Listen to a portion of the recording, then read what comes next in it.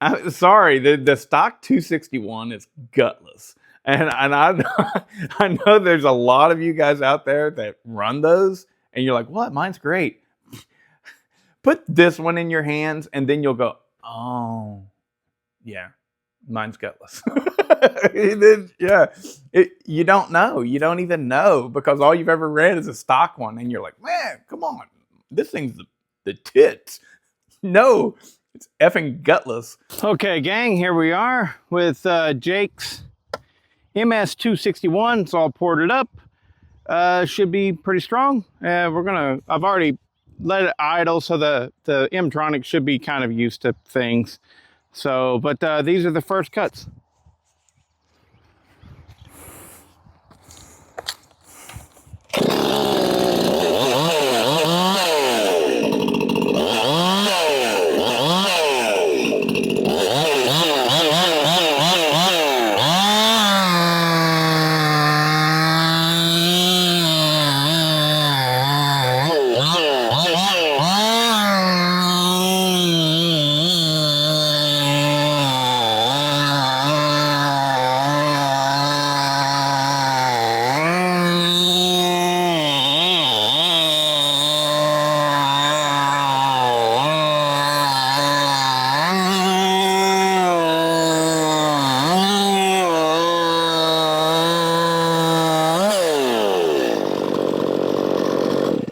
Yes.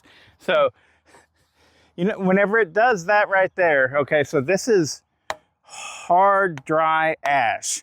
And this is at the root, or the stump. You can see the mark right there where they did their face cut.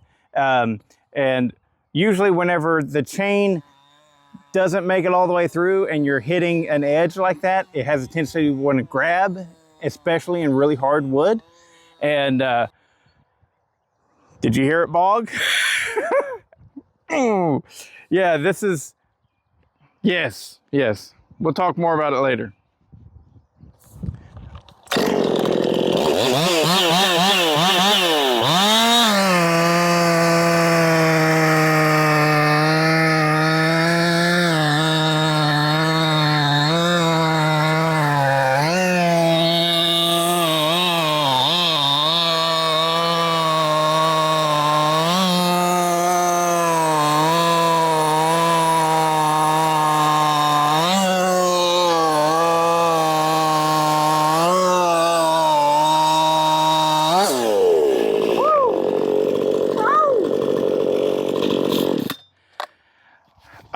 So, yeah, I think we can run a bigger bar on that and see what she's really capable of. Yeah, this thing is awesome. Feels great. Super torquey, which that's exactly what I wanted. I didn't want speed. I didn't want, you know, RPMs and stuff like that.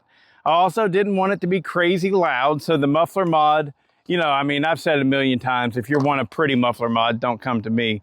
But it's functional, it works, gets the job done, and it doesn't make your ears bleed, which is, I think, important. So many people, they get really loud muffler mods on a regular work saw. And I just disagree with that. You shouldn't be doing that. You should have medium muffler mods. But anyways, Jake, the guy that I built this for, he said he wanted a good solid work saw. So this is what I did. The exhaust roof is at 103.5. I took way too much out of the chamber, the combustion chamber. I don't know if a video's been out about that yet or not, but I made a mistake. I took too much. I took 55 thousandths out, which is why then, in order to keep the compression reasonable, I set the squish to 32 thousandths. You guys, all the time, people talk about it, and it says like the number one known thing that what people like to do is they like to say, I got 20 thousandths squish. which that's fine and dandy and everything, but as I've been going, I like a looser squish. So with this at 30 thousandths, 32 thousandths squish, I still got almost 200 pounds of compression. So we are golden. It is running excellent. It pulls like I was hoping for it to pull. It's just pull and chain, you know? So we're gonna go ahead and we're gonna strap on a 36-inch 3/8 bar and chain on this and put it in some big ass red oak and see how it does. But for now, just be satisfied testing it against the stock saw.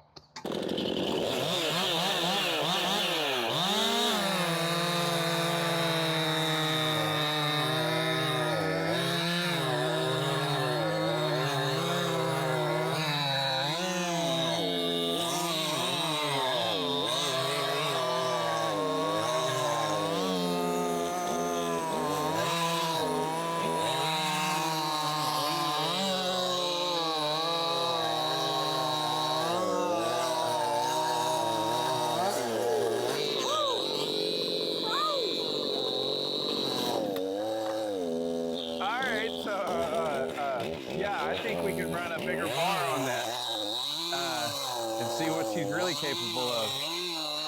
Yeah, this thing is awesome. Feels great.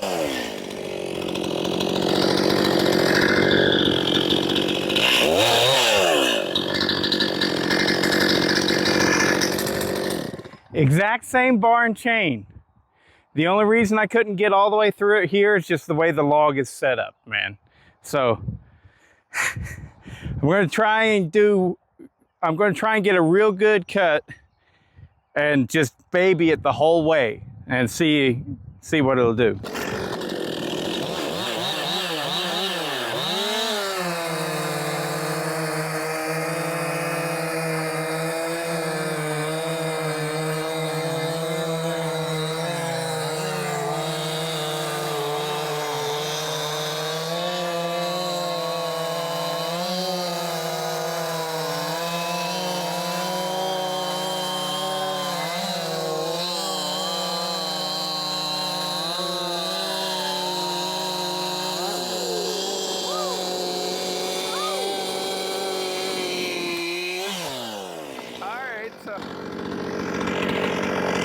Okay, so it's the next day. It's early in the morning.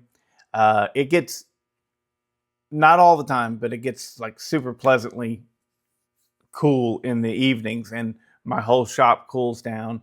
I could be sitting here in a t-shirt, but it's more comfortable to be like this. This whole new chapter of my life is quite wonderful. I've dealt with the heat since I left Kentucky. And I left Kentucky when I was 19.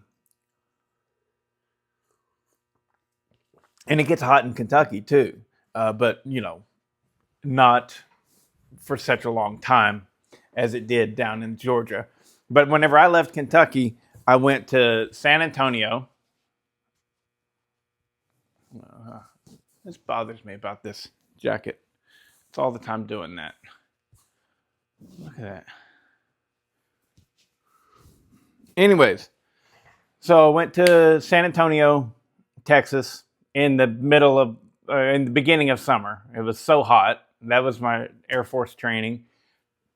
Then I went from there to northern Texas, and it was super hot there too, Wichita Falls. Then I went from there to southern Georgia, which it wasn't just hot there. It was muggy, and there was insects all over, and you'd be up to your shoulders deep in an air conditioning unit trying to fix it, and you had gnats climbing onto your eyeball. And I left that and I went to Las Vegas, Nevada, where it was so hot that literally I would put on gloves at the end of the day to run out to my car because I was a stupid kid and I didn't want to wait for the car to AC to kick on and really start cooling it off. you know, you jump in the car and you fire it up and you immediately take off. Well, in doing such a thing, it was so hot inside that car that the steering wheel would be burning my hands. So before I even got to my car, I had on a pair of thin gloves. Yeah, that's how hot it was in Vegas. And then several trips to the Middle East. The hottest I have ever seen, I think it was 126, maybe 125 or 127 in the shade in Saudi Arabia. That's the highest temperature that I've seen. And that was in the shade. I have actually fried an egg on the blacktop in Las Vegas. It totally works. I didn't want to do it on my vehicle though, because I was afraid the egg was going to do something to the clear coat on the car. And then once I got out of the military, went back to Georgia. Anyways, so yeah, I've spent the last 30 years in the heat. And I've always done, I'm sure a lot of you guys have said it too, I've always done the thing where you look at somebody and you meet someone that lives where they get 10 feet of snow or 15 feet of snow, and you go, why would you do that? Why would you do that? Well, after 30 years of living in the heat, I like, yeah, okay, give me some snow. And you know, I will admit that the weather's a little bit weird, but everybody keeps telling me that this is a wonky year. And it clearly is. It snowed in Florida. It is it is a wonky year for everybody. And so anyways, I'm looking forward to 5 years from now to have at least some sort of knowledge of what the weather's actually like here.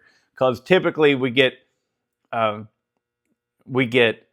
either cold and snow or blah, you know, kind of drizzly, rainy, cloudy, or the prettiest day ever. That's kind of what our weather pattern has been here. So you get one or the other. And the prettiest day ever can be with snow too. You know, it'd be just this magical wonderland of snow. So anyways, enough about that, more about this chainsaw. So I am totally conflicted on this saw. For one thing,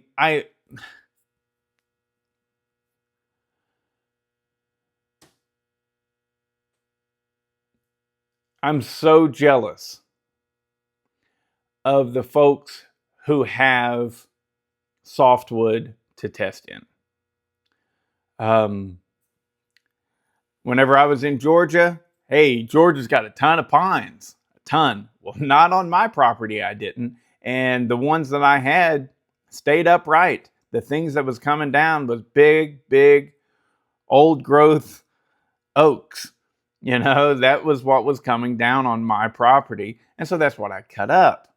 The pines, they just make a saw look so much better. And then you add on top of that, okay, I'll bring up Jeff because Jeff's my buddy. And Jeff knows that I'm just saying whatever. He's not going to get pissed at me for saying anything. You know, well, I'll probably get a phone call from him. He'll be like, what the hell are you doing talking shit about me? Okay, so with Jeff builds a fantastic saw. I was talking with Tim about him the other day. And, you know, Tim said he just came out of nowhere, and he's among the very top of the folks building work saws for sure, but he's getting good with the race saws too. There's some stuff that I know about that not a lot of people do. Anyways, and so Jeff's doing really great. He's building some fantastic saws. If you want to get a premium port job, I definitely would suggest him as one of your guys. He's expensive though, but you know, he deserves it. So anyways, point is Jeff will be running a good saw, right? And let's say I built one just as good as his, right? Let's just say that happened. his is going to look a hell of a lot better than mine does because of two reasons. Number one, he can he's got nice wood to cut up. All right, so he'll be cutting up a nice big huge Doug fir or something like that. They have that out there in the West. All right, they have something like that. Don't get me wrong, he'll cut oak too and stuff, but then bring in number two, and that is he's got a square grinder and knows how to use it. And so his chains look phenomenal. I've ran one of his chains. I've still got it. And I need to sharpen it, but I'm like so scared because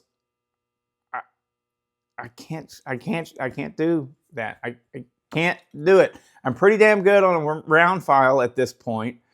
But I just can't get that awesome chain that just looks amazing and is throwing chips, And so if I built a saw that produces 8 horsepower at 13,000 RPMs and I do a video of it, Jeff can do a video of it and looks 10 times better, because he's got nicer wood to cut in and he's got better chains. So this Stihl was really ripping it up in that hard ash, but it just doesn't look good. It just doesn't look good. The little 325 chain is just nibbling at that ultra hard wood. It is really hard, And so whatever it is getting off of there, it's little teeny tiny chips, and yeah, it just doesn't look good. Anyways, but I am still torn with this saw. Well, what's the tear, you might ask? What's the tear, Bodie? The tear is, it's difficult for me to walk away leaving power on the table. And a lot of folks would go, you should never do that.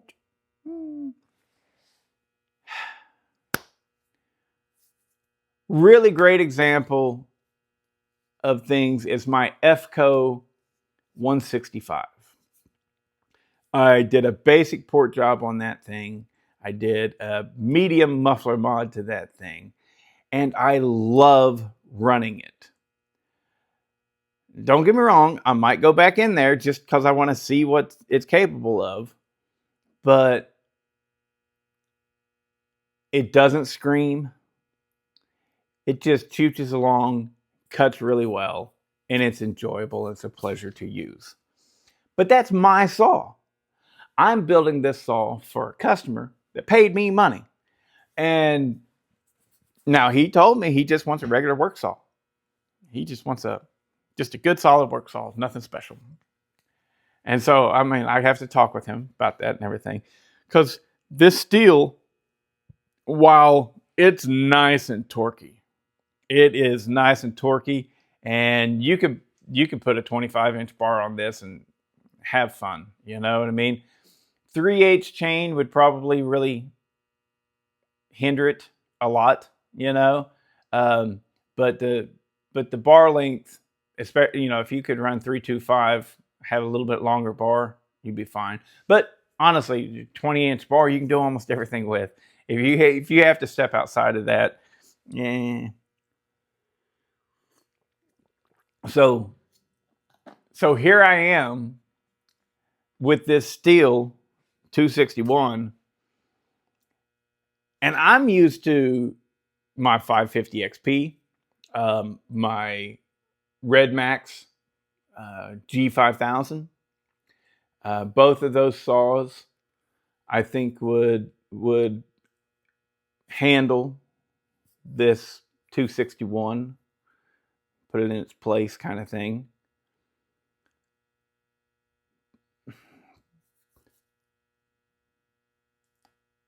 But if I had to use a saw, I don't know. I'd probably still pick the Red Max. I was going to say, if I had to use a saw day in, day out to get some stuff done, I'd probably pick this Stihl 261, but I don't know. I'd still pick my Red Max GZ 5000. But whatever, it's pointless. The thing that I'm struggling with, I'm torn. Do I keep going and pushing for more power? Well, for now, for sure, I'm going to stop. I'm stopping right here. We're going to let Jake have this saw back. This is the first 261 I've ever built. And we're going to let Jake run it.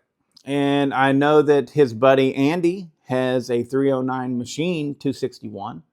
And I'm confident that this one will run right neck and neck with that one. It's a coin toss of which one would be better. I mean, I haven't ran them side by side, but they feel similar. And, you know, my thoughts on that 309 machine, it was on video at some point. I was saying it's a great saw. They build a really good saw, you know, just a standard work saw. And not everything needs to be a hot rod.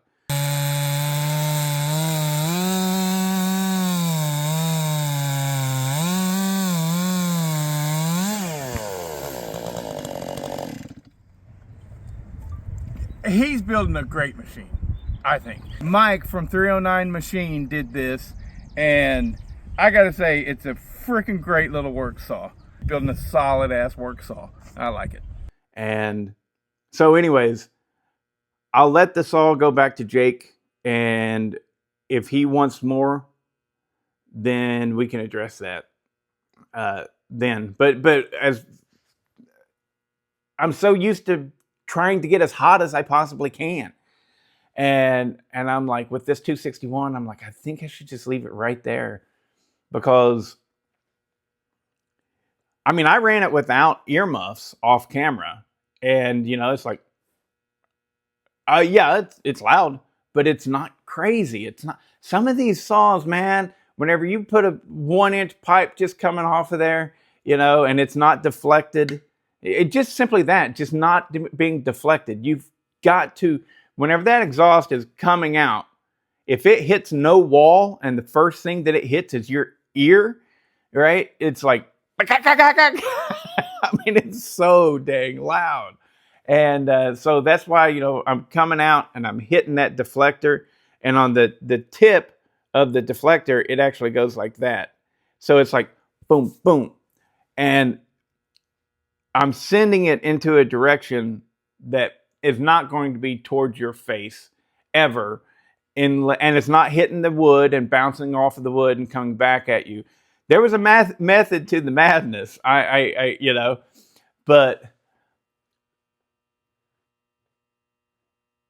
I think it's a real comfortable saw. And I'm not looking to beat anybody. I'm not looking to beat that 309 machine. I'm just trying to get a good work saw into Jake's hands that he can enjoy running. And because our situation, he only lives about an hour away. I think at this point, it's safe to say he's definitely a buddy of mine, and we'll be approaching on friend, you know? And so if he's ever like, hey man, let's see if we can do something else, I'll be like, come on up and pop a seat, and I'll do the things that I didn't do on this thing right here while you wait, you know, because what I left out of this build, like to go back into it and do some extra stuff, would be simple. All the machine work is good. We're solid on that, so I don't need to do anything like that. The thing that I would do if I was wanting this to scream, right, is I would do some more intake work. I would, and you know, that the intake's like, it's like that big. And so some more intake work is amount of like, okay, we're good. So that's like nothing. I would do more intake work. I would change up the transfers, right? I'd flatten them off. I wouldn't stagger them. Whether that would work or not, I'm not sure, but I'd flatten them off, just right where they're at. And then maybe I would. I don't know. I see. I know the numbers. The guy that gave me those numbers doesn't want me to share them, and so that's how I'm not sharing them. But I would definitely mess with the transfers. I'd do a carb mod, and I'd do a 5-degree timing advance, and then I think that you would probably see a saw that's more in line with darkness. And I gotta say, darkness is a pleasure to run. It really is. It's really a pleasure to run. But yeah, if I had to run a saw all day long, I'd rather it be that 261. Aside from the vibration thing, like the Husqvarnas, they're just so much smoother. They're just another level. I mean, they've got that down. They nailed it. It's a much more smooth saw to run than the 261. The 550 XP is. But the way the engine works, like the way that on that Stihl, it didn't drop out of its power. It just hung in there. Sure, it's not making as much power as my 550 XP, but what it does have, it holds it for a long time. So that is important whenever you're looking at a saw that you're just wanting to go out and use. The idea that you take my 550 XP versus the 261, and the 550 XP goes, right? And the 261 goes,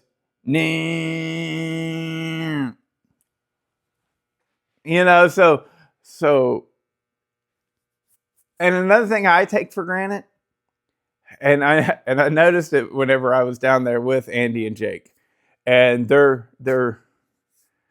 not gonna like what I'm about to say, but they're gotta agree with it. You know what I mean? As far as getting the saw to perform within its window of performance, I'm way better than they are. Both of them will dog in too hard and cause the saw to stumble and things. And that can be really hard to recover from. Like with the stock 261, I mean, you saw me trying to recover from it. All right, so yeah, I think we can run a bigger bar on that. Once that thing dogs and falls out of its power, then getting back into the power while there's still somewhat of a load on it is like impossible. I had to bring it out of the cut to go back in. All right, and that is very, very, very specific to a saw that doesn't have torque. All right, so the fact that we took this 261 from a gutless, I'm sorry, the stock 261 is gutless. And I know there's a lot of you guys out there that run those, and you're like, what? Mine's great. Put this one in your hands, and then you'll go, oh, yeah, mine's gutless. You don't know. You don't even know, because all you've ever read is a stock one, and you're like, man, come on. This thing's the tits. No, it's effing gutless. So anyways, yeah. Just the sheer reality that this 261 now is no longer gutless, it's a big deal. It's so much nicer to use. Anyways, I have rambled and rambled and rambled. I don't know how I'm going to cut this up. Maybe I'll just leave it all in there. But yeah, Jake, it's in your hands, buddy. And if you ever want it to be more absurd, then we will be able to handle that. But I'm thinking you just want what it is right now.